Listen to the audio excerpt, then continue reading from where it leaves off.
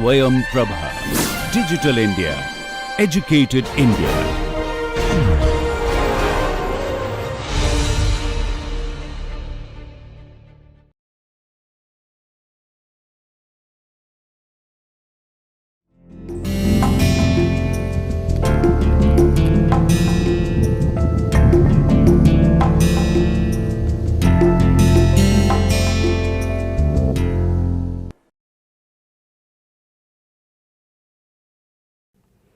नमस्कार प्रिय विद्यार्थियों, मेरा नाम डॉक्टर हिमानी सिंह है। मैं institute of business management GLA university Mathura में एसोसिएट प्रोफेसर के पद पर कार्यरत हूँ। मैं आपके सामने जिस विषय को लेकर आई हूँ उस विषय का नाम है परिवर्तन और विकास के माध्यम से संगठनात्मक उत्कृष्टता, यानी कि organisational excellence through change and development. हमने पिछले व्याख्यान में बात करी थी नैडलर एंड टशमन मॉडल की, और इसी के साथ साथ हमने OE साइकिल भी पढ़ी थी। अब हम आगे बढ़ते हैं और बात करेंगे आज के सत्र में कि रेजिस्टेंस टू चेंज क्या है, यानी कि परिवर्तन का विरोध क्या होता है। समझने की बात तो यह है कि जब भी परिवर्तन होगा तो आप ये मान के चलिए कि आपके सभी कर्मचारी आपके साथ उस परिवर्तन में आपका साथ नहीं देंगे। अगर आप ये मानते हैं कि आपका चेंज, आपका परिवर्तन जो आप लेकर आ रहे हैं अपनी संगठन के लिए, वह बहुत ही बेहतर है, बहुत ही ज़रूरी है, तब भी उस सिचुएशन में भी आप हमेशा ये मान के चलिएगा कि कुछ लोग ऐसे ज़रूर होंगे जो उस अच्छे परिवर्तन का भी, सकारात्मक परिवर्तन का भी विरोध करेंगे। तो ये तय है कि विरोध तो होगा, लेकिन एक अच्छा प्रबंधक कौन होता है जो इस विरोध को, प्रतिरोध को पहले से ही भांप ले और उसके हिसाब से अपनी स्ट्रैटेजीज बनाए, क्योंकि यह तो तय है कि वह परिवर्तन अच्छा है जब वह लाना चाहते हैं। तो अब ये सोचने की बात है कि जो रेजिस्टेंस होता है, जो प्रतिरोध होता है, उसको हम कैसे निपटें। अब इस सत्र में हम जिन जिन चीज़ों पर बात करेंगे, पहले हम परिवर्तन के प्रतिरोध की अवधारणा की बात करेंगे, उसके साथ ही साथ हम इस पे भी प्रकाश डालेंगे कि उसका नेचर क्या होता है, प्रकृति क्या होती है, कौन से ऐसे कारक हैं जो आपके कर्मचारियों को प्रेरित करते हैं प्रतिरोध करने के लिए, चाहे वह कितना भी सकारात्मक परिवर्तन हो। इसके अलावा हम बात करेंगे कि कौन से ऐसे व्यवहारिक एलिमेंट्स होते हैं, व्यवहारिक तत्व होते हैं जिनकी वजह से आप रेजिस्ट करते हैं, प्रतिरोध करते हैं। और अंत में हम बात करने वाले हैं प्रतिरोध के प्रकारों की, कि कौन कौन से टाइप्स होते हैं। तो चलिए आगे बढ़ते हैं और समझते हैं कि परिवर्तन का प्रतिरोध या परिवर्तन का विरोध आखिर होता क्या है। आपने एक टर्म सुना होगा, ऑर्गेनाइजेशनल इनर्शिया, यानी कि संगठनात्मक जड़ता। संगठनात्मक जड़ता एक संपूर्ण संगठन की यथास्थिति, यानी कि स्टेटस क्यो को बनाए रखने की और परिवर्तन का विरोध करने की प्रवृत्ति है। जब आपके एम्प्लॉयज, आपके कर्मचारी इस संगठनात्मक जड़ता का शिकार होते हैं तो वह प्रतिरोध करते हैं परिवर्तन का। तो वह नहीं चाहते कि वह अपने कंफर्ट जोन से बाहर आए और परिवर्तन लाएं। वह चाहते हैं कि जैसा चल रहा है उनके संगठन में वैसा ही चलता रहे। तो किसी भी संगठन के लिए संगठनात्मक जड़ता एक बीमारी है, और बीमारी सोच में है लोगों की, जो नहीं चाहते कि परिवर्तन हो। तो जब हम संगठनात्मक जड़ता की बात करते हैं, जो कंपनियां जड़ता से ग्रस्त हैं वह अनम्य हो जाती हैं, यानी कि इनफ्लेक्सिबल हो जाती हैं, रिजिड हो जाती हैं। वह बदलाव नहीं चाहती, उसके कर्मचारी बदलाव नहीं चाहते, और चाहे आपके कितने भी ज़रूरी आंतरिक और बाह्य कारक आपको दिख रहे हों जो आपको प्रेरित करते होंगे बदलाव लाने के लिए, फिर भी आप बदलाव की ओर नहीं बढ़ते हैं। तो जब हम परिवर्तन के विरोध की बात करते हैं तो परिवर्तन का विरोध परिवर्तन के प्रति अनुकूलन करने में लोगों की अनिच्छा होती है, रिलक्टेंस टू अडैप्ट चेंज, वो नहीं बदलाव चाहते हैं। अब जब भी आप कोई नई चीज़ लेकर आएंगे, तो जैसा कि हमने एक सत्र में पढ़ा था कि जब भी बदलाव आएगा तो कुछ ऐसी फोर्सेस होंगी, कुछ ऐसे बल होंगे जो प्रेरित करती हैं, ड्राइविंग फोर्सेस हम उसे कहते हैं, और कुछ ऐसे फोर्सेस होंगे जो उसे रेजिस्ट करती हैं, निरोधक शक्तियाँ। तो जब हम रेजिस्टेंस की बात करते हैं तो या प्रतिरोध की बात करते हैं, तो ये वही निरोधक शक्तियाँ हैं जो आपको हमेशा पीछे खींचती हैं परिवर्तन की ओर बढ़ने से।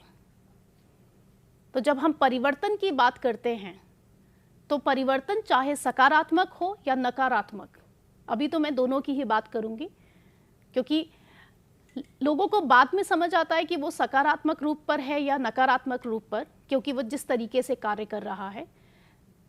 यहाँ तो हम सिर्फ ये बात कर रहे हैं कि जब भी परिवर्तन होगा तो लोग उसका विरोध करते हैं। अब वो विरोध चाहे प्रत्यक्ष रूप में करें या फिर गुप्त रूप में करें। अगर हम प्रत्यक्ष की बात करते हैं तो उनका जो बिहेवियर, उनका जो व्यवहार होता है, वह ओवर्ट बिहेवियर होता है। ओवर्ट बिहेवियर मतलब कि अगर वो प्रतिरोध कर रहे हैं तो वो सबके सामने ये चीज़ बोल रहे हैं, सबको बता रहे हैं कि हमें ये परिवर्तन नहीं पसंद, हम इस परिवर्तन के साथ नहीं हैं।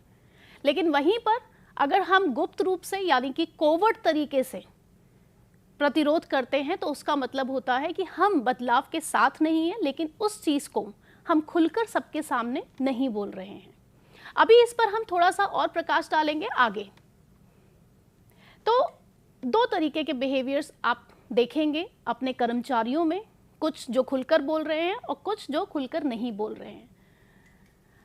अगर सही मायने में देखा जाए तो जो लोग खुलकर बोल रहे हैं, जो लोग ओवर्ट हैं, वह बढ़िया हैं। कम से कम आपको पता तो चल रहा है कि कौन से ऐसे कर्मचारी हैं जो आपके उस परिवर्तन के साथ नहीं हैं या आपका साथ नहीं देना चाहते उस परिवर्तन में। मुश्किलें आपकी तब बढ़ जाती हैं जब आपके कर्मचारियों का व्यवहार कोवर्ट होता है, यानी कि वह सबके सामने खुलकर नहीं बोलते। हो सकता है आपके मुंह पर वो कहें कि आप बड़ा ही अच्छा परिवर्तन ला रहे हैं, लेकिन वो 1 इंच भी आगे नहीं बढ़ेंगे उस परिवर्तन को अपनाने के लिए। तो ज़्यादा परेशानी जो आपको होती है वो ऐसे कर्मचारियों से होती है। अभी हम इसमें आगे बात करेंगे, उससे पहले हम बात करते हैं संगठनात्मक परिवर्तन के स्तरों की। जब हम संगठनात्मक परिवर्तन के स्तर यानी कि लेवल्स की बात करते हैं तो हम इसको 2 लेवल्स पे बात करते हैं। पहला तो व्यक्तिगत स्तर और दूसरा संगठनात्मक स्तर पे। तो व्यक्तिगत परिवर्तन और संगठनात्मक परिवर्तन यानी कि इंडिविजुअल चेंज और ऑर्गेनाइजेशनल चेंज। जब हम इंडिविजुअल चेंज की बात कर रहे हैं तो आप ये मान के चलिए कि आप अपनी संगठन के अंदर कार्य करने वाले कर्मचारियों को कोई नई ट्रेनिंग देना चाहते हैं, कोई नए स्किल्स डेवलप करना चाहते हैं। जैसे कि आपके कर्मचारियों को कंप्यूटर की शिक्षा नहीं है, उन्हें कंप्यूटर चलाना नहीं आता। आप चाहते हैं कि हर कर्मचारी आपकी संस्था का, आपके संगठन का कंप्यूटर पे काम कर पाए, कंप्यूटर चलाना सीख पाए, अपना डेटा जो वो मेंटेन करे कंप्यूटर पे करे। तो आप क्या करना चाहते हैं, ये इंडिविजुअल लेवल पर चेंज लेकर आना चाहते हैं अपनी संस्था के अंदर। और ये भी हो सकता है कि शायद आप सब कर्मचारियों को इसमें नहीं लेकर आ रहे हैं। आपने कुछ कर्मचारी चाहे तो उनकी परफॉर्मेंस के बेसिस पर या कोई भी आपने माप लिया हो जिसकी वजह से आप उनको ये ट्रेनिंग या ये स्किल उनके अंदर या ये बदलाव लाना चाहते हैं कि वो मैनुअल तरीके से काम ना करके अब कंप्यूटर पे काम करें। तो ये जो भी चेंज है ये इंडिविजुअल लेवल का चेंज है, व्यक्तिगत स्तर का बदलाव है। अगर हम दूसरा उदाहरण लें जिसमें हम बात करेंगे संगठनात्मक स्तर की। आपके संगठन में जो बदलाव आया है, आपका नेतृत्व स्टाइल में चेंज या नेतृत्व शैली में बदलाव आया है, क्योंकि आपका जो नेता है, आपका जो टॉप सीईओ है, वो बदला है, वो चेंज हुए हैं। पहले आपके संगठन के मुखिया कोई और थे, अब आपके संगठन के मुखिया कोई और हैं। और पहले वाले संगठन के मुखिया की सोच अलग थी। वो ऑटोक्रेटिक लीडरशिप स्टाइल, ऑटोक्रेटिक नेतृत्व शैली को अपनाते थे। लेकिन अब जो नए लीडर आपके सामने आए हैं या आपके मुखिया जो बने हैं, वे लेसेस फेयर लीडरशिप स्टाइल को अपनाते हैं, जिसमें हम मानते हैं कि हमारा जो कर्मचारी है वो समझदार है, वो जिम्मेदार है, वो अपने आप अपने कार्य कर सकता है, अपने निर्णय ले सकता है।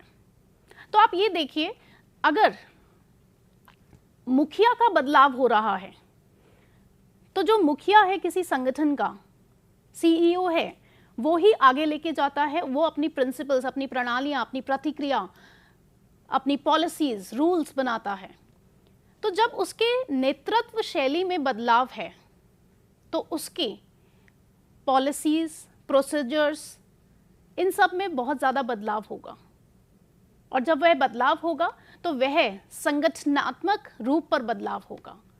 वह कंपनी की हर पॉलिसी, हर रूल, हर रेगुलेशन में बदलाव लेकर आएंगे। तो यह बदलाव जो आएगा वह संगठनात्मक स्तर पर बदलाव होता है। तो कभी कभी कुछ संगठन शुरुआत करते हैं परिवर्तन की इंडिविजुअल लेवल से, यानी कि व्यक्तिगत परिवर्तन के रूप में स्टार्ट करते हैं, और फिर धीरे धीरे वह पूरे संगठन को बदलना चाहते हैं।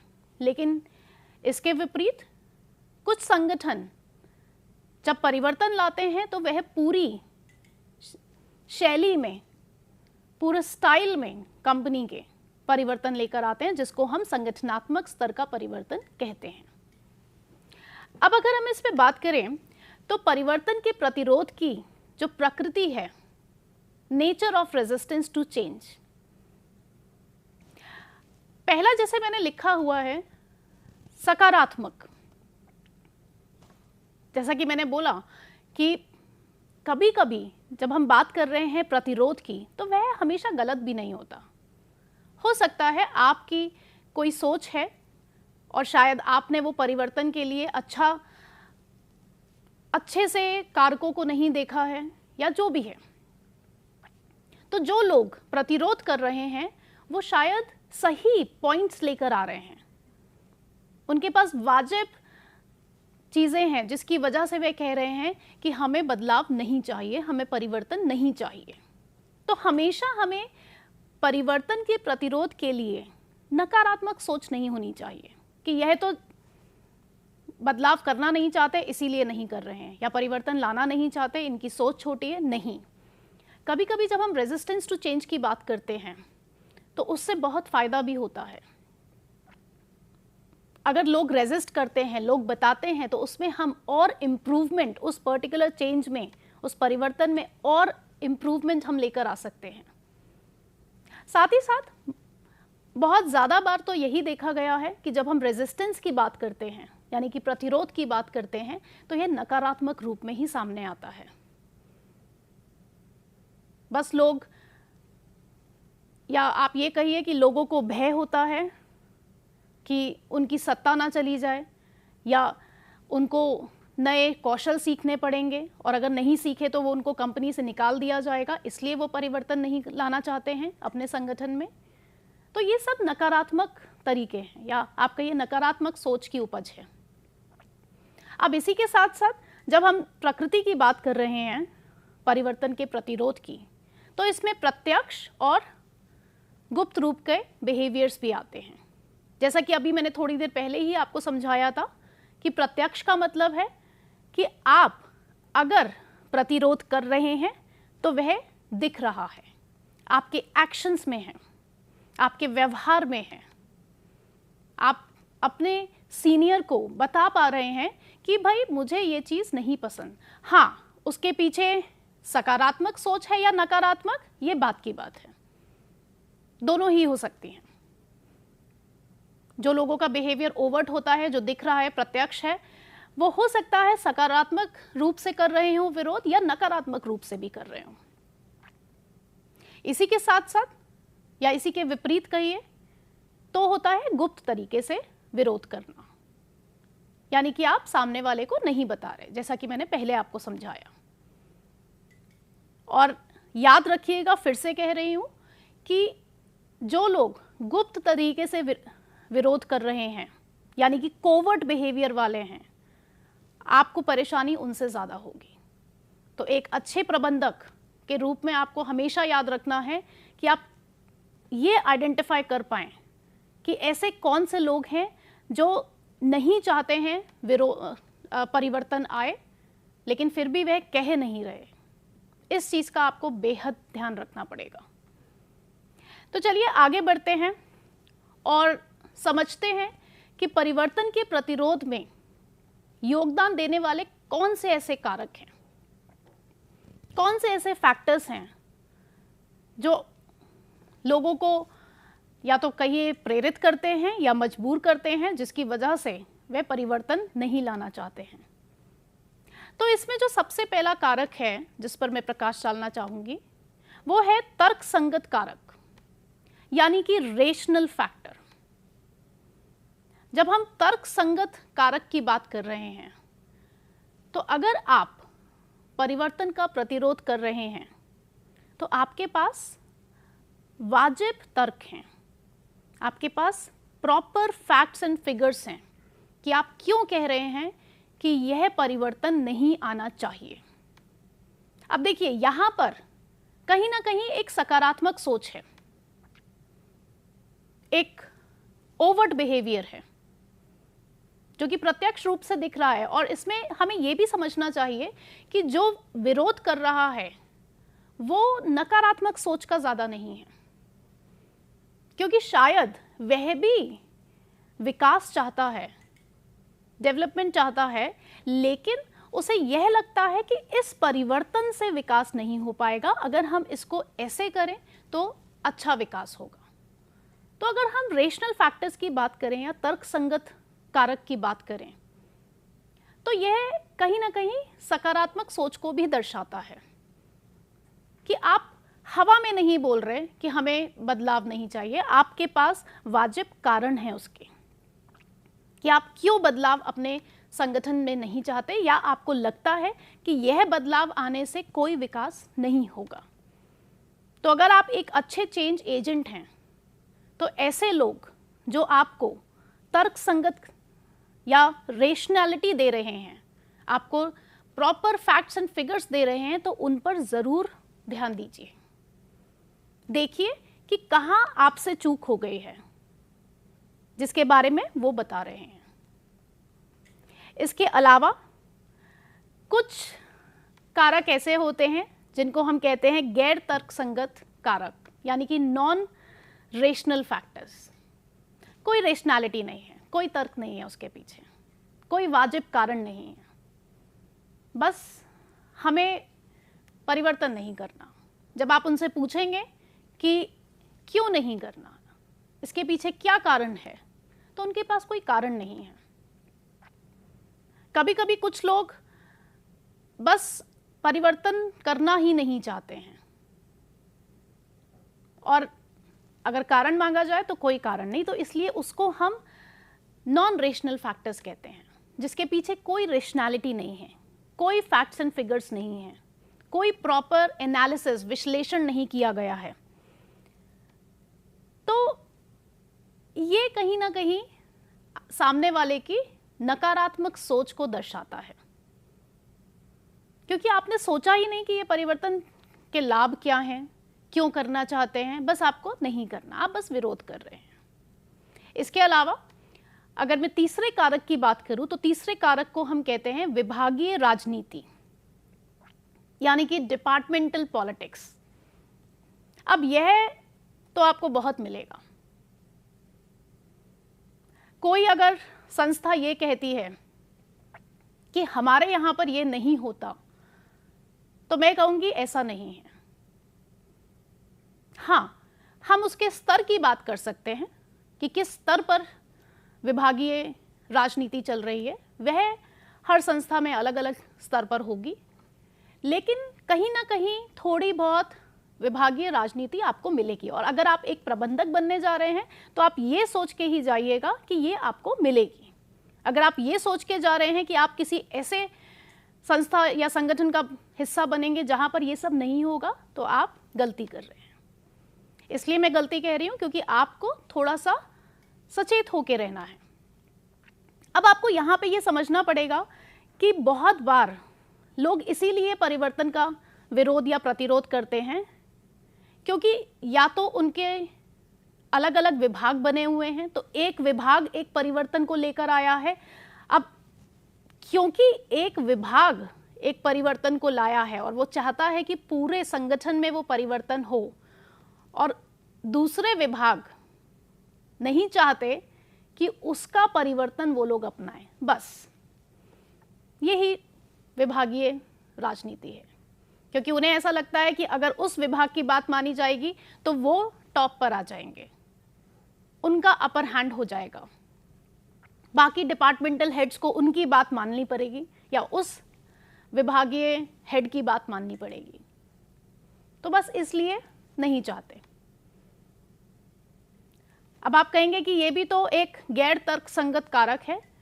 नहीं, इसमें हम ये कहेंगे कि लोग अपने डिपार्टमेंट का साथ देना चाहते हैं या अपने ही डिपार्टमेंट में एक समूह का साथ देना चाहते हैं, जिसकी वजह से वो प्रतिरोध कर रहे हैं। और हाँ, कहीं ना कहीं इसमें अपनी सत्ता छीनने का भी एक डर होता है लोगों में, जिसकी वजह से वह इस तरीके की राजनीति करते हैं, जो कि संगठन के स्तर पर बिल्कुल भी सही नहीं है। संगठन को इससे नुकसान ही होता है। इसके अलावा कुछ होते हैं प्रबंधक कारक, यानी कि मैनेजमेंट फैक्टर्स। मैनेजमेंट फैक्टर्स में हम बात करेंगे कि कुछ आपकी संरचना ऐसी होती है आपके संगठन की, जिसके रहते हुए आप बदलाव को इतना इजीली एक्सेप्ट नहीं कर पाते हैं, ले नहीं पाते हैं, तो जिसकी वजह से प्रबंधन ही नहीं चाहता, आपका मैनेजमेंट ही नहीं चाहता कि बदलाव आए। अब इसमें भी बहुत सारे अलग अलग फैक्टर्स होते हैं, जिसको हम आगे पढ़ेंगे कि कभी कभी आपके पास पर्याप्त रिसोर्सेज नहीं है, जिसकी वजह से आपका प्रबंधन नहीं चाहता कि आप बदलाव की बात करें। इसके अलावा अगर हम दूसरे कारक की बात करें तो वो होता है फियर ऑफ अननोन, यानी कि अनजान का डर। अब देखिए, जब परिवर्तन आ रहा है तो वो फ्यूचर की बात है, आगे आने वाले समय की बात है, और वो किसी ने नहीं देखा। हम लोग बस एक प्रिडिक्शन करते हैं कि ये चीज अगर हम बदलेंगे तो ऐसे अच्छी होगी और विकास आएगा और डेवलपमेंट होगा।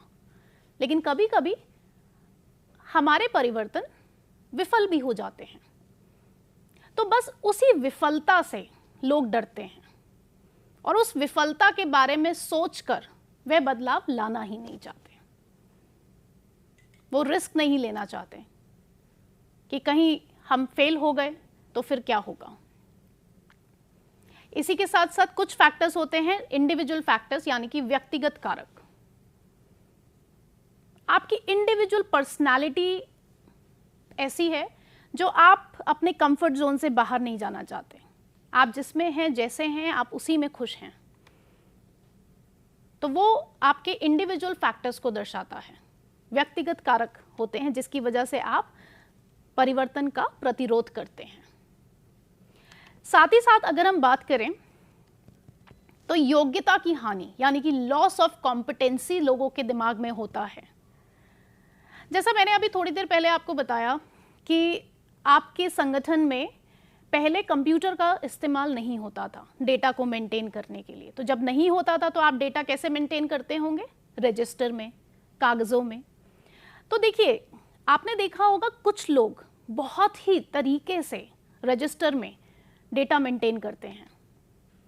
उनको बहुत हर चीज़ की क्लैरिटी होती है कि कहाँ पे कैसे चीज़ें रखनी है, कैसे लिखनी है। उनकी लिखावट बहुत सुंदर है, जिसकी वजह से जब भी उस रजिस्टर को उठाया जाता है और देखा जाता है डेटा, सब चीज़ें स्पष्ट रूप से दिखती हैं। अब क्योंकि वो स्पष्ट रूप से दिखती हैं तो वह उस संगठन में लोग उन्हें उस चीज़ के लिए मानते हैं कि ये इस चीज़ के लिए अच्छे हैं।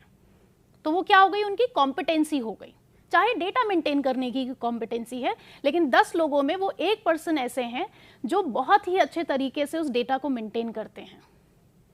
अब आप देखिए, अगर हम इसी मैनुअल काम को उनको बोलें कि आप कंप्यूटर पे करिए, तो उनके लिए तो उनकी कॉम्पिटेंसी, जो उनकी ताकत थी कि वो अब अच्छी लिखावट में अच्छे तरीके से रजिस्टर को मेंटेन करते थे, क्योंकि वो उनकी कहीं ना कहीं एक कॉम्पिटेंसी थी। अब अगर कंप्यूटर पे उनको काम करना पड़ेगा तो वो उनकी कॉम्पिटेंसी के बारे में अब कोई नहीं पूछेगा। या अगर आप अब रिसेंट में ही एग्जाम्पल लें, चैट जीपीटी की बड़ी बात हो रही है। कंपनी में बहुत सारे लोग होते थे जो असिस्टेंट के तौर पर काम करते थे और अपने सीनियर्स के लिए कुछ लेटर्स, ईमेल्स ड्राफ्ट करते थे। अब चैट जीपीटी के बाद उनकी कॉम्पिटेंसी की ज़रूरत नहीं रह गई है। बहुत सारे लोग अपने आप ही अब ये चीज़ कर लेते हैं। पहले एक छोटा सा लेटर लिखवाने के लिए भी वो उसके पास जाते थे। जो बहुत सारे कर्मचारियों में एक कर्मचारी जो बहुत ही अच्छा था लिखने में, उसके राइटिंग स्किल्स अच्छे थे, लेकिन अब उसकी आवश्यकता नहीं रही। तो इसीलिए लोग घबराते हैं परिवर्तन से, क्योंकि उन्हें लगता है जिस चीज़ के लिए वे जाने जाते हैं अपने संगठन में, तो कहीं ऐसा ना हो कि परिवर्तन आने से वो कॉम्पिटेंसी उनकी चली जाए। तो ये भी एक इम्पॉर्टेंट फैक्टर है। लेकिन आप ये देखिए, इस फैक्टर को भी आप पॉजिटिव, एक सकारात्मक रूप में ले सकते हैं। अगर वही इंसान मेहनत करके नई चीज पर भी अच्छे से कार्य करेगा तो वो उसको अपनी कॉम्पिटेंसी बना सकता है। तो ये अब आपके ऊपर सोचना है कि ये एक सकारात्मक फैक्टर है या नकारात्मक। इसके अलावा परिवर्तन का खराब समय, यानी कि पुअर टाइमिंग ऑफ चेंज। आप बदलाव लेकर आना चाह रहे थे। आप, अगर मैं बदलाव के तौर पे बात करूं, तो आप अपना कोई नया प्रोडक्ट लॉन्च करने जा रहे थे। आप मोबाइल कंपनीज में हैं और आप एक नया मोबाइल लॉन्च करना चाह रहे थे, या फिर अगर आप टूरिज्म में हैं तो आप नई सर्विसेज प्रोवाइड करना चाह रहे थे। एकदम से कोविड आ गया। अब आप कितनी भी अच्छी सर्विसेज टूरिज्म इंडस्ट्री में रहकर प्रोवाइड कर रहे हो, लोगों ने नहीं ली वो सर्विसेज। तो ये क्या हुआ? पुअर टाइमिंग ऑफ चेंज हुआ, गलत समय। जब, हाँ, मैं मानती हूं कि जब हम कोविड की बात कर रहे हैं तो वह आपके हाथ में नहीं था, लेकिन अगर हम समझें तो ये कहीं ना कहीं आपके चेंज के लिए पुअर टाइमिंग रही, खराब समय रहा। अगर शायद आपने उसको थोड़े समय पहले लॉन्च किया होता तो आप सफल हुए होते। इसी के साथ अगर हम बात करें तो बहुत बार लोग इसीलिए नहीं बदलना चाहते क्योंकि चीज़ें उनकी आदत में हैं, फोर्स ऑफ हैबिट। और आदतें कही जाती हैं कि आसानी से नहीं बदलती हैं, तो बड़ा मुश्किल हो जाता है आदतों को बदलना। तो बस इसलिए, क्योंकि वह अपनी आदत नहीं बदलना चाहते, इसलिए हम परिवर्तन की तरफ नहीं बढ़ना चाहते हैं। कभी कभी सिर्फ आदत नहीं, आदत है, ज़रूरी नहीं है। हो सकता है कुछ लोगों को लगता हो कि नहीं, हमें बदलाव चाहिए, लेकिन उन्हें सपोर्ट नहीं मिल रहा, उन्हें समर्थन नहीं मिल रहा। जैसे कि आपकी कंपनी कोई नई टेक्नोलॉजी लेकर आना चाहती है, आपने अपने कर्मचारियों को बता दिया कि हम नई टेक्नोलॉजी, नई तकनीक लेकर आना चाहते हैं ये कार्य करने के लिए। आपके कर्मचारी भी खुश हैं परिवर्तन के लिए, लेकिन आपने उन्हें कोई ट्रेनिंग नहीं दी उस नई तकनीक पर काम करने के लिए। तो अब आप बताइए, वो क्यों बदलाव चाहेंगे जब उन्हें समर्थन ही नहीं मिल रहा है, उन्हें सपोर्ट ही नहीं मिल रहा। वो चाह रहे हैं आपके साथ आगे बढ़ने के लिए, लेकिन जब आप उन्हें ट्रेनिंग नहीं प्रोवाइड करेंगे जिस चीज़ के लिए आप नई एक तकनीक ला रहे हैं, तो आपके लोगों को जब समर्थन, सपोर्ट इस तरीके से कर्मचारियों को नहीं मिलता है तो वह परिवर्तन से कतराते हैं। तो अगर सपोर्ट मिलता है उन्हें तो वे खुश होते हैं। हर बार ऐसा नहीं है कि कर्मचारी नहीं चाहता कि परिवर्तन हो, लेकिन साथ ही साथ वह चाहता है कि उसको थोड़ा समय दिया जाए उस परिवर्तन में एडजस्ट होने का, सीखने का, उसे कुछ ट्रेनिंग दी जाए। आप अगर उसे ट्रेनिंग देंगे तो वह प्रेरित होता है। लेकिन बहुत जगहों पर ऐसा ही देखा गया है कि संगठन बहुत बड़े बड़े बदलाव की बात करते हैं, लेकिन जब बात आती है अपने ही कर्मचारियों को सपोर्ट करने की तो वह उससे पीछे हटते हैं। तो यहाँ पर थोड़ी दिक्कत आ जाती है। साथ ही साथ अगर हम दूसरे कारक की बात करें तो लैक ऑफ कॉन्फिडेंस, कि हमारे अंदर खुद ही आत्मविश्वास नहीं होता कि हम नई चीज सीख पाएंगे या हम नई चीज कर पाएंगे। आप करना चाहते हैं लेकिन आप में विश्वास ही नहीं है, आपको लगता है कि आप नहीं ही कर पाएंगे, आपकी सोच ही ये है। आपको परिवर्तन से दिक्कत नहीं है, कौन परिवर्तन ला रहा है उससे दिक्कत नहीं है, लेकिन यहाँ क्या हो गया, यहाँ आपके खुद के अंदर ही आत्मविश्वास की कमी है, जिसकी वजह से आप आगे नहीं बढ़ रहे हैं।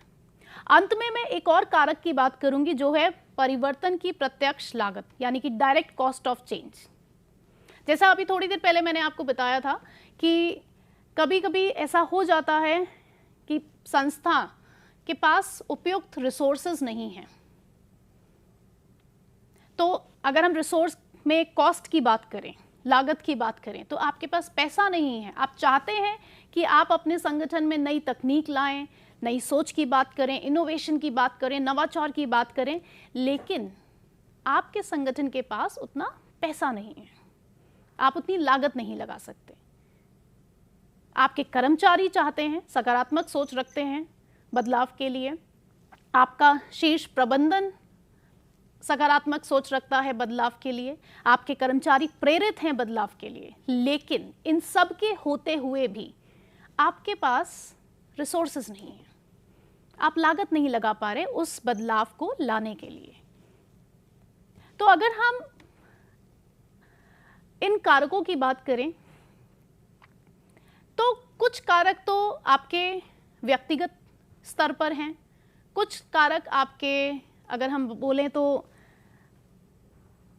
आपके संगठन की वजह से हैं कि कैसा स्ट्रक्चर है। जैसे हमने अभी पहले बात करी थी, संरचना वो इतना रिजिड है कि आप नई बदलाव नहीं ला पा रहे हैं। तो ये कुछ कारक होते हैं।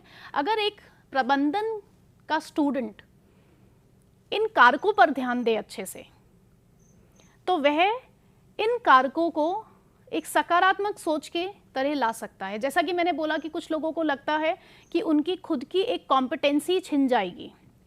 तो क्यों लगता है, आप उनको समझाइए कि ये बदलाव ज़रूरी है और इसमें वो अपनी कॉम्पिटेंसी और अच्छे से बिल्डअप करें, तो कहाँ दिक्कत आएगी। ये तो सभी के लिए विन विन सिचुएशन हो जाएगी। तो समझती हूँ कि आपको कारक समझ आए होंगे। तो हम आगे बढ़ते हैं और बात करेंगे व्यवहारिक तत्वों की, यानी कि बिहेवियरल एलिमेंट्स की। कुछ व्यवहारिक तत्व होते हैं जब हम रेजिस्टेंस, प्रतिरोध की बात करते हैं। ये ओ'कॉनर थे जिन्होंने 1993 में एक मैट्रिक्स दिया था जो कि प्रतिरोध को निम्नलिखित आयामों पर वर्गीकृत करता है। वो अलग अलग डायमेंशंस की पहले उन्होंने बात करी और फिर उसके बाद उन्होंने 4 तरीके के, या आप कहिए 4 प्रकार के लोगों के बात करी कि लोग किस प्रकार के होते हैं किसी भी संगठन में। तो पहले तो हम उन डायमेंशंस की बात करेंगे जो कि 4 डायमेंशंस थी। पहली डायमेंशन थी प्रत्यक्ष बनाम गुप्त, यानी कि वही जो मैंने अभी थोड़ी देर पहले आपको समझाया, ओवर्ट वर्सेस कोवर्ट, कि लोगों के 2 तरीके के व्यवहार होते हैं, ओवर्ट बिहेवियर और कोवर्ट बिहेवियर। जो दिख रहा है वो है ओवर्ट, जो नहीं दिख रहा वो है कोवर्ट बिहेवियर। इसी के साथ साथ उन्होंने 2 अलग डायमेंशंस, आयामों की बात करी। वह था चेतन बनाम अचेतन, यानी कि कॉन्शियस वर्सेस अनकॉन्शियस। जब हम चेतन व्यवहार की बात कर रहे हैं तो इसका मतलब आप जो भी व्यवहार प्रतिरोध के लिए, रेजिस्टेंस के लिए जो आप दिखा रहे हैं वह आप सोच समझ के कर रहे हैं। ऐसा नहीं कि आप अचेतन रूप से कर रहे हैं। लेकिन कभी कभी ऐसा भी होता है कि बहुत सारे आपके व्यवहार जो होते हैं वे अचेतन मन के कारण होते हैं, यानी कि अनकॉन्शियस माइंड के कारण होते हैं, कि आप उस पर बहुत ज़्यादा ध्यान नहीं दे रहे और फिर भी आपसे वो चीज़ें हो रही हैं। इन 4 डायमेंशंस को, इन 4 आयामों को लेकर ओ कॉनर ने एक मैट्रिक्स दी, जिस मैट्रिक्स में उन्होंने 4 अलग अलग तरीके के बिहेवियर्स या आप कहिए व्यवहारों की बात करी, जो कि लोग दर्शाते हैं जब वो प्रतिरोध करते हैं किसी भी परिवर्तन का। तो इसमें है सर्वाइवर, सेबोटियर, ज़ॉम्बी और प्रोटेस्टर। आइए समझते हैं ये 4 व्यवहार आखिर होते क्या हैं। जब हम सेबोटियर यानी कि विध्वंसक प्रकृति के लोगों की बात कर रहे हैं, इसका मतलब कि वह कॉन्शियस तो हैं, यानी कि सचेत तो हैं, लेकिन गुप्त रूप से अपना विरोध व्यक्त कर रहे हैं। इसका मतलब वो कोवर्ट हैं और साथ ही साथ कॉन्शियस हैं। तो जो ऐसे लोग होते हैं वह विरोध करते हैं, लेकिन आपको वह बताएंगे कि वह उसका समर्थन कर रहे हैं, क्योंकि चेतन मन से वो कार्य कर रहे हैं। वो अपने में जानते हैं कि वह बिल्कुल भी सपोर्ट में नहीं है इस परिवर्तन के, लेकिन उनके व्यवहार से ऐसा दिखेगा कि वह आपके साथ हैं इस परिवर्तन में। ऐसे प्रतिरोधक परिवर्तन का विरोध करते हैं, लेकिन साथ ही उसका समर्थन करने का दिखावा भी करते हैं। वे आपको मौखिक रूप से तो ये बताएंगे कि हाँ, परिवर्तन बहुत अच्छा है, परिवर्तन में आगे ऐसे बढ़ना है, लेकिन उन्हें उस परिवर्तन से कुछ नहीं करना, उन्हें बदलना ही नहीं है। तो कॉन्शियस हैं वो इस चीज़ को समझते हैं कि मुझे आगे नहीं बढ़ना है इसमें, लेकिन वो अपना बिहेवियर नहीं दिखा पा रहे।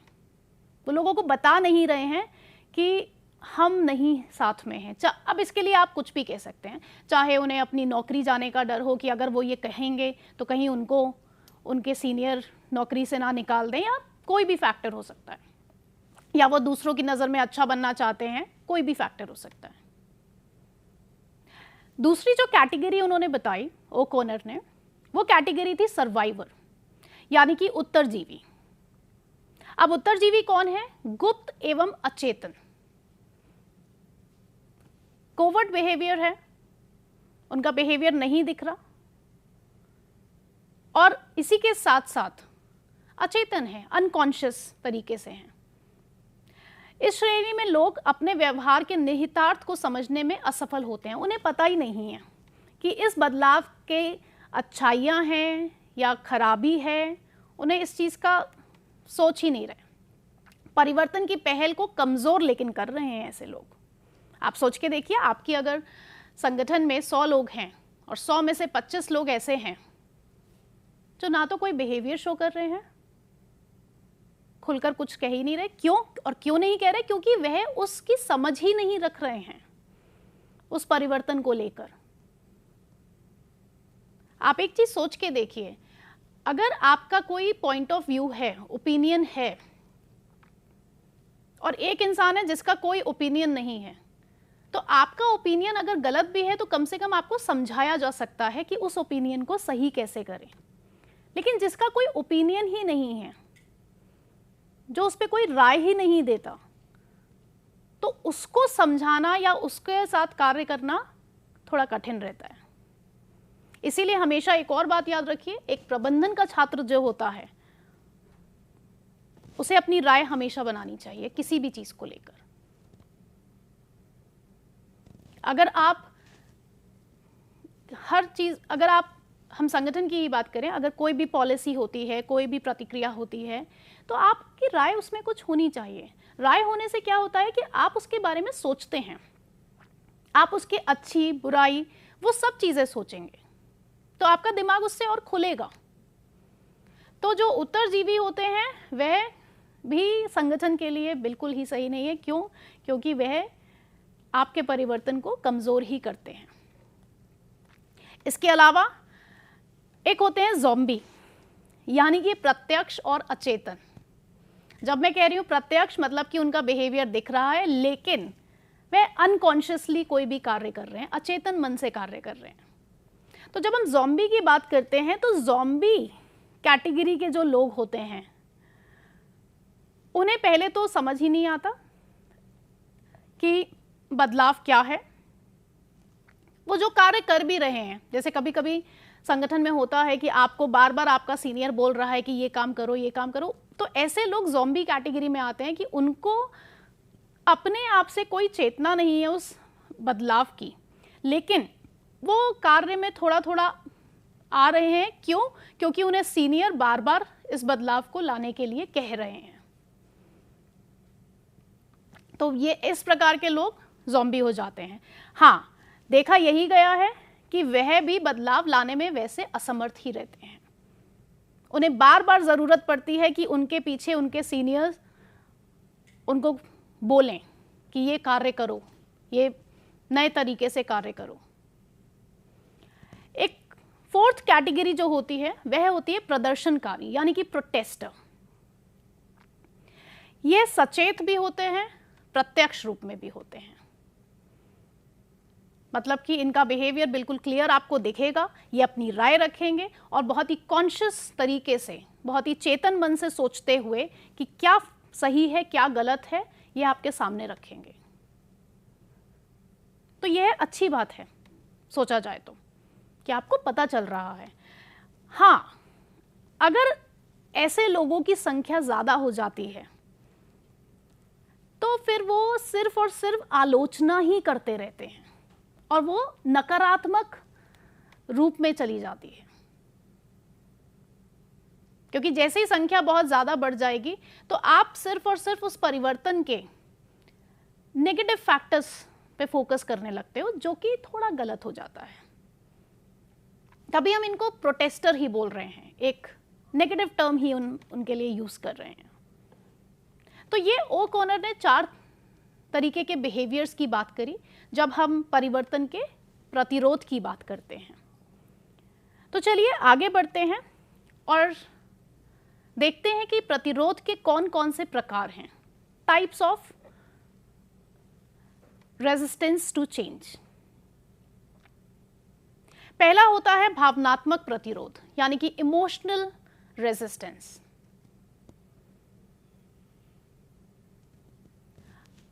किसी चीज से आपकी भावनाएं जुड़ी हैं जिस लिए आप बदलाव नहीं लाना चाह रहे। जैसे कि अगर मैं एक उदाहरण दूं कि आपकी कंपनी ने यह सोचा कि पूरा जो इंफ्रास्ट्रक्चर है उसको बदलते हैं, रेनोवेट करते हैं। अब आप वहां पर उस संस्था में 20-25 साल से कार्य करते हैं और आपका एक छोटा सा ऑफिस है, बहुत बड़ा ऑफिस नहीं है। कंपनी ने आपको बताया कि जब रेनोवेट होगा तो आपको बड़ा ऑफिस भी मिलेगा, लेकिन क्योंकि आप उस संस्था में 20-25 साल से काम कर रहे हैं और जब से आपने वो कंपनी ज्वाइन करी है तब से आप उसी छोटे से केबिन में बैठते हैं, तो एक इमोशनल लगाव हो गया आपको, एक भावनात्मक लगाव हो गया आपको उस कमरे से, कि आपने अपनी नौकरी की शुरुआत वहां से करी थी, 20-25 साल आपने वहां पर रहते हुए ही नौकरी करी। तो शायद आप ये बदलाव नहीं चाहेंगे, आप कहेंगे कि नहीं जैसा है बढ़िया है।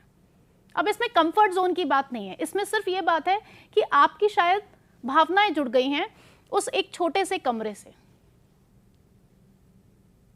तो बहुत बार हम लोग जब प्रतिरोध करते हैं तो वो हमारे इमोशनल फीलिंग्स के बेसिस पे ही करते हैं।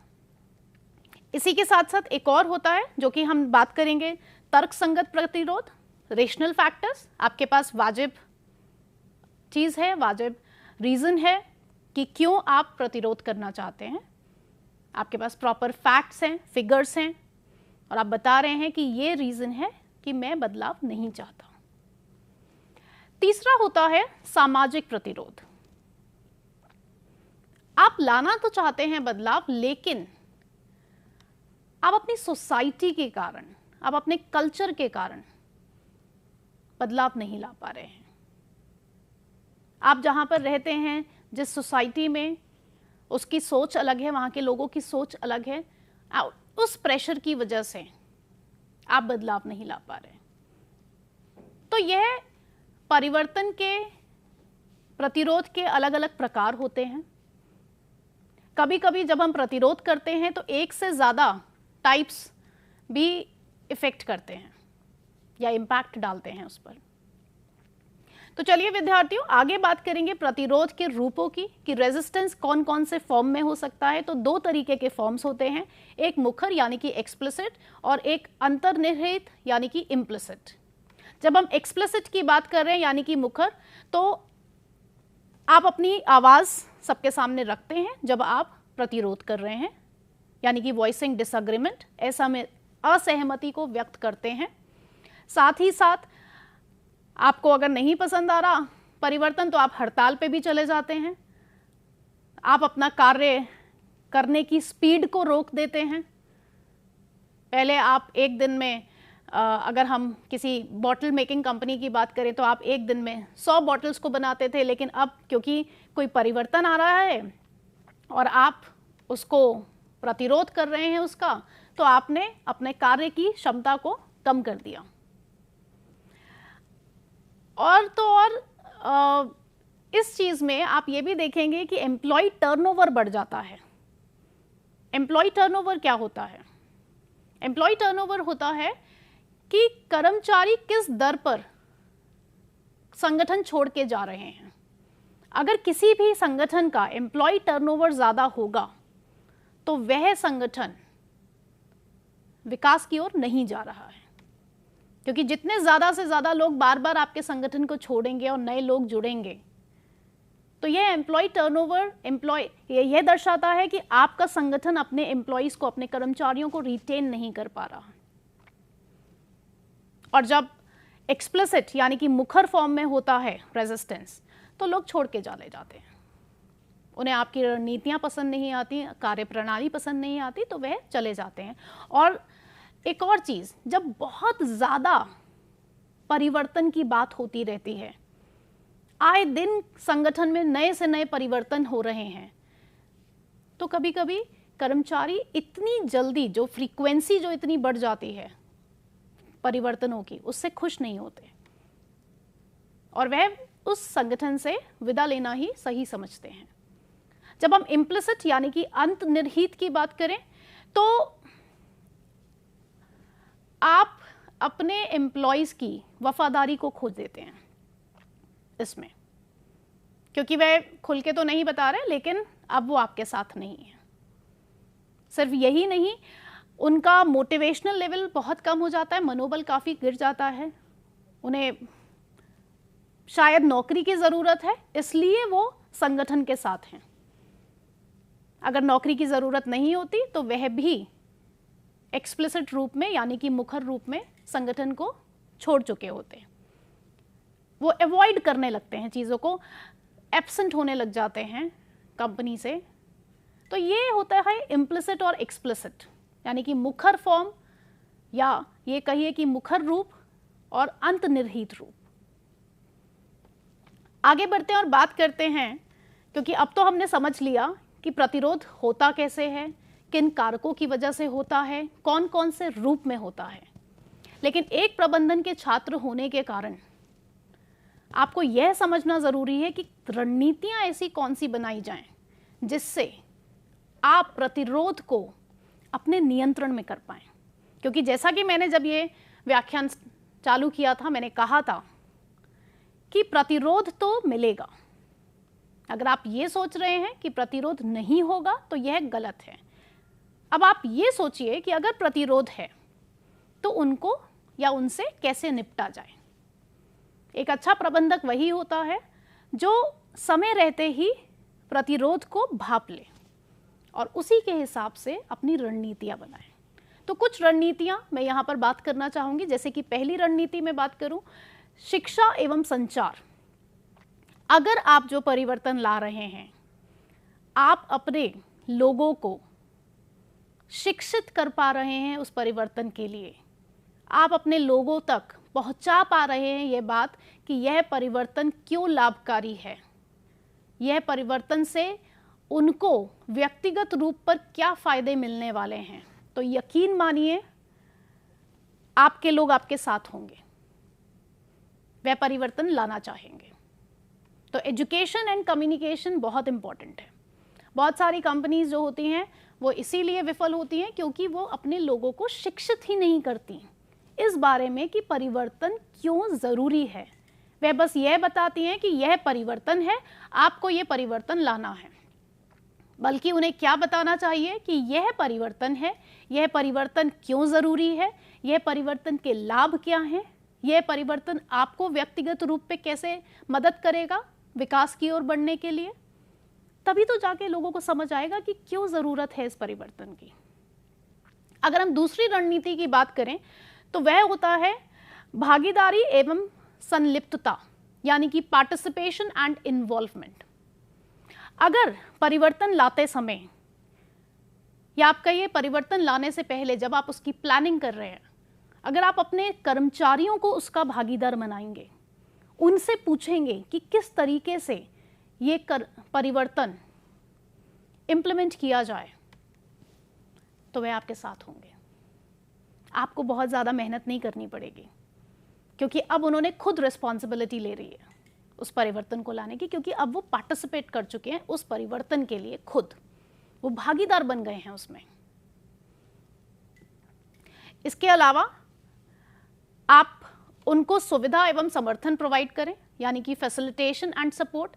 जैसा मैंने आपको बोला कि आप अगर कोई नई तकनीक ला रहे हैं तो अपने कर्मचारियों को ट्रेनिंग दें, प्रशिक्षित करें उनको उस स्किल के लिए, उस कौशल के लिए। अगर आप ये कर रहे हैं तो इससे अच्छी रणनीति कोई है ही नहीं। लोग क्यों नहीं बदलाव चाहेंगे? कौन नहीं चाहता कि उसका विकास हो? हाँ, कुछ लोग आपको मिलेंगे ऐसे, लेकिन अगर हम आज की जनरेशन के लोगों की बात करें तो हर कोई अपना विकास चाहता है। बहुत कम लोग ऐसे हैं जो अपना विकास नहीं चाहते।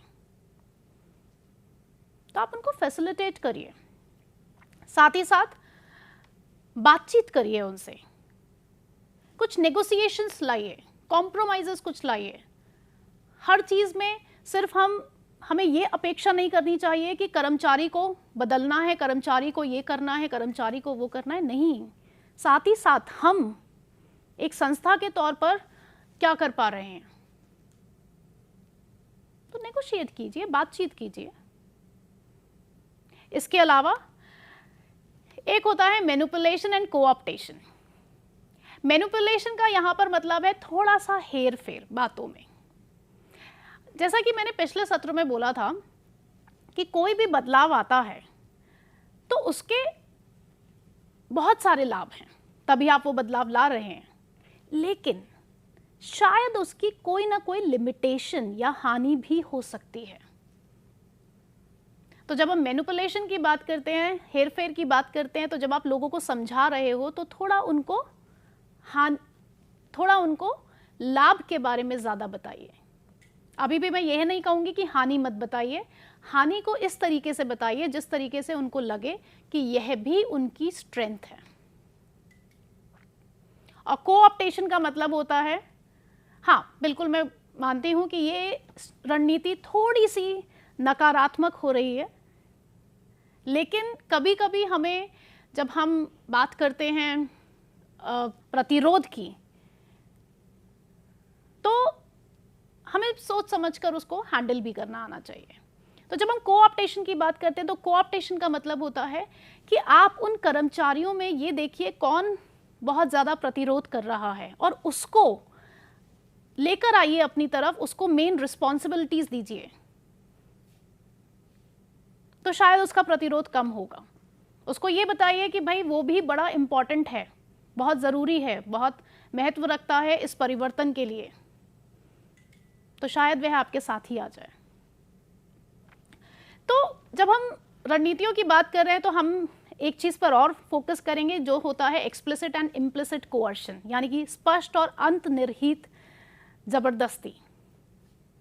देखिए, जब एक्सप्लिसिट और इम्प्लिसिट की बात कर रहे हैं, एक्सप्लिसिट मतलब कि स्पष्ट रूप से आप अपने कर्मचारी को बता रहे हैं कि अगर तुम बदलाव नहीं लाओगे तो तुमको नौकरी से निकाल दिया जाएगा या तुम्हारी सैलरी कम हो जाएगी, तो ये एक्सप्लिसिट फॉर्म में है।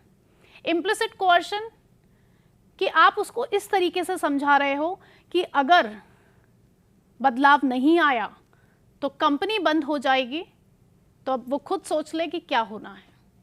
ये होता है इम्प्लिसिट, यानी कि अंतर्निहित जबरदस्ती या कोअर्शन आप कहिए। साथ ही साथ काउंसलिंग आप कर सकते हैं, ये एक सकारात्मक तरीका है लोगों को समझाने का, परिवर्तन के लिए, उसके प्रतिरोध को रोकने के लिए, जो कि हमने एक फोर्स फील्ड एनालिसिस यानी कि शक्ति क्षेत्र विश्लेषण की बात करी थी, आप उस पर भी फोकस कर सकते हैं। और साथ ही साथ आप कमिटमेंट चार्टिंग बना सकते हैं, आप लोगों को बताइए, रिस्पॉन्सिबिलिटीज दीजिए और उनका कमिटमेंट डेवलप करिए। तो यह कुछ रणनीतियां हैं जो आप अपना सकते हैं। साथ ही साथ जब हम प्रतिरोध को प्रबंधित करने के लिए समर्थन का निर्माण करते हैं तो आपको क्या करना चाहिए, आप एक अच्छी स्ट्रॉन्ग टीम की संरचना करें। साथ ही साथ आप चुनौतीपूर्ण लक्ष्य लेकर आए, लेकिन चुनौतीपूर्ण के साथ साथ ये याद रखिएगा कि वह लक्ष्य प्राप्त करने योग्य भी होनी चाहिए, अचीवेबल भी होने चाहिए। हम इतनी बड़ी बड़ी बातें नहीं करें कि उसको हम प्राप्त ही ना कर पाए। अगर कोई विवाद आपकी नज़र में आ रहा है, कोई कन्फ्लिक्ट आ रही है, तो उसको जल्दी सॉर्ट आउट करिए। साथ ही साथ पैशन दिखाइए कि आप भी बदलाव के लिए उतने ही पैशनेट हैं, परसुएसिव यानी कि प्रेरक बनिए औरों के लिए। और साथ ही साथ इनोवेशन यानी कि नवाचार और क्रिएटिविटी, रचनात्मकता की पहल आप खुद करिए। और तो और अगर प्रतिरोध हो रहा है तो यह याद रखिए, उसको औपचारिक रूप से हैंडल करिए, उसको इनफॉर्मल वेज में हैंडल मत करिए, उसको औपचारिक लेकर आइए, अच्छे से हैंडल करिए, उसके मूल कारणों को समझिए। और साथ ही साथ रेजिस्टेंस मैनेजर्स, जो कि ऐसे लोग हैं, ऐसे प्रबंधक हैं जो लोगों को समझा सकते हैं कि प्रतिरोध नहीं करना है, उनको अपनी टीम में शामिल करिए। तो विद्यार्थियों, मैं समझती हूं कि इस सत्र में आपको यह समझ आया होगा कि परिवर्तन का प्रतिरोध होता क्या है, उसके कारक क्या हैं और कैसे या आप कौन सी ऐसी रणनीतियां अपनाएं कि आप उन्हें दूर कर सकते हैं। तो देखिए, प्रतिरोध तो होगा, बस आपको अपना दिमाग लगा के यह सोचना है कि किस तरीके से आप उसका विश्लेषण करते हुए उसको हटा सकें और अपने संगठन को विकास की ओर ले जा सकें। तो मैं समझती हूँ ये सत्र आपको समझ आया होगा। धन्यवाद छात्रों।